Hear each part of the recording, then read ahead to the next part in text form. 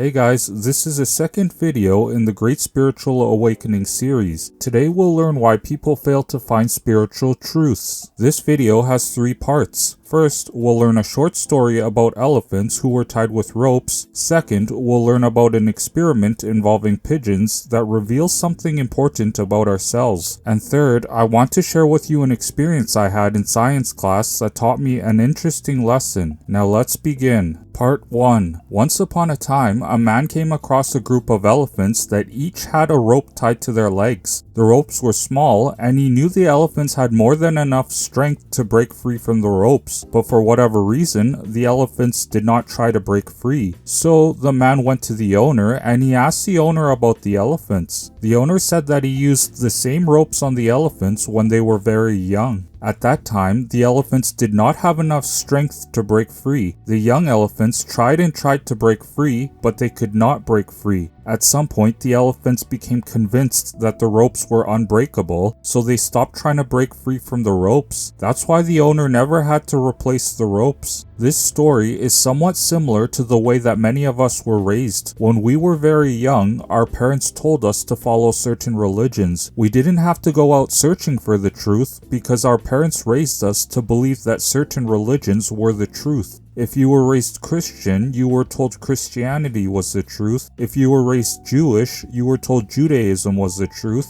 and you get the idea. It's also worth noting that many of us were taught to believe in certain religions at about the same times we began to learn mathematics, science, art, and language.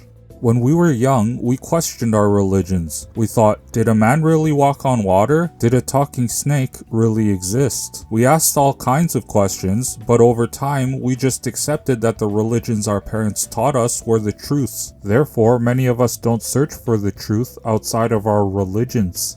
Just like the elephants that were tied with ropes, we are tied to our religions. And just like the elephants stopped trying to break free from the ropes, we don't look for the truth outside of our religions. We're very attached to our beliefs, but if the truth existed outside of your religion, you would never know it. That is something you should think about. Part 2. The late B.F. Skinner, an American psychologist, did research on pigeons to better understand human behavior. Dr. Skinner placed hungry pigeons in a small container one at a time. Inside the container was a button. If the pigeons pressed the button, a small sliding door would open and the pigeons would have access to food. The pigeons quickly learned that pressing the button was the key to opening the door and getting access to the food. But then Dr. Skinner changed the experiment. He removed the button and he made the door open automatically. Interestingly, most of the pigeons became convinced that their actions were causing the door to open. For example, if a pigeon was flapping its wings before the door began to automatically open, the pigeon became convinced that it needed to continue to flap its wings to get the door to open again. And if a pigeon was rotating its body in the counterclockwise direction before the door began to automatically open, the pigeon continued to spin in the counterclockwise direction to get the door to open again. Whatever the pigeons did before the door began to automatically open, the pigeons continued to do because it associated their actions with the opening of the door. But the reality was, their actions had nothing to do with the opening of the door. The door was designed to automatically open every 20 seconds. The pigeons in this experiment were known as the superstitious pigeons. Interestingly, there's something similar that happens in people. Meet Bob. Bob was raised Christian. When Bob was 25 years old, he found a $20 bill on the street. He believed God guided him to the $20 bill, so he thanked God for guiding him. When Bob turned 30, he became an alcoholic. But at the age of 33, Bob became sober and he became convinced that God gave him the strength to overcome his addiction to alcohol. When Bob turned 40, doctors told Bob that he had cancer, and they said if Bob took the treatments to stop his cancer, he had a 50% chance of surviving. Bob took the treatments and he beat his cancer, and he believed it was God that saved him. Bob acted in a similar way as the superstitious pigeons in Dr. Skinner's experiments. You see, the pigeons associated their actions with the opening of the door. Similarly, Bob associated positive events in his life, such as the time he found money, with the god of his religion. What's more, Bob convinced himself that certain positive events in his life, such as the time he got sober and the time he beat cancer, was strong evidence for the god of his religion. In Dr. Skinner's experiments, the pigeons repeated certain actions over and over again because they believed it was the key to getting the door to open. Similarly, Bob repeated certain actions over and over again because he believed that his religion was the true religion. For example, Bob prayed to God regularly, he attended the church regularly, and he told other people to believe in Jesus Christ. It's also worth mentioning that Bob associated unpleasant moments with his religion. For instance, when he learned that his Uncle Remy murdered an innocent person, he believed that Remy was possessed by the devil, and he thought that if Remy had accepted Jesus Christ as his Lord and Savior, then the devil wouldn't have possessed Remy to do such an evil thing.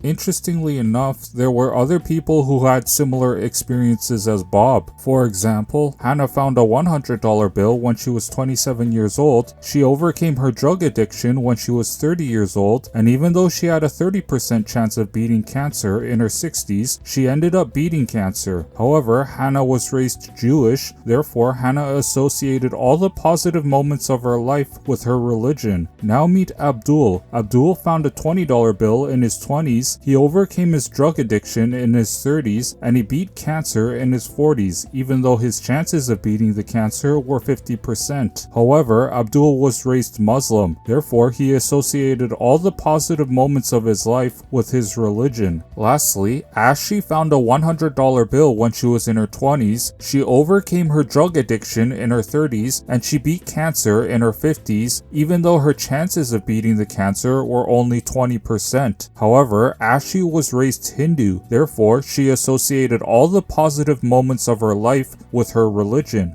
4 different people had similar experiences, but they convinced themselves that their positive experiences was evidence for their religions. So they continued to go to their temples, they continued to pray to their gods, and they continued to tell other people to follow their religions. Part 3. When I was young, my chemistry teacher asked the students a question about chemistry, but she told us the question was too advanced for us to know the answer. Nevertheless, she wanted us to make educated guesses. The answer was in multiple choice. She gave us some time to try to figure out the answer. Many of the students were talking with one another, and the answer that most of them were saying was A. Then, the teacher said, "Raise your hand if you think the answer is A." Some of the students immediately raised their hands, but then, some students who seemed unsure began to look around, and they saw that many of the students raised their hands, and some of the smart students raised their hands, so the unsure students also raised their hands. Then the teacher said, "Raise your hand if you think the answer is B." Some of the students immediately raised their hands, but then some students who appeared to be unsure began to look around, and they saw that many of the students raised their hands and a few of the smart students raised their hands, so the unsure students also raised their hands.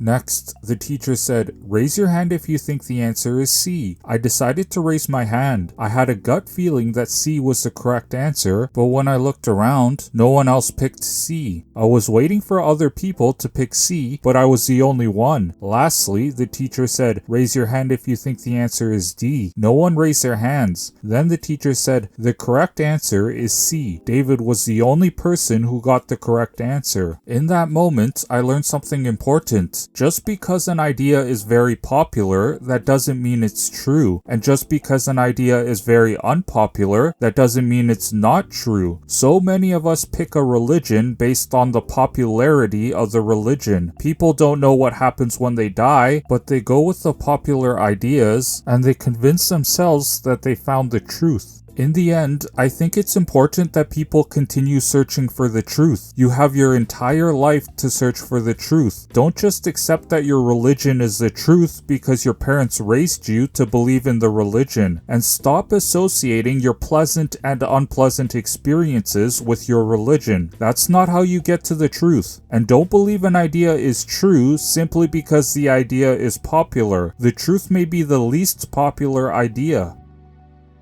Hey guys, if you're looking for a thought-provoking spiritual book, check out The Great Spiritual Awakening. The link is in the description. And in the next video, we will learn about evidence of reincarnation. Click on the thumbnail to watch the video, and last but not least, have an amazing, wonderful day.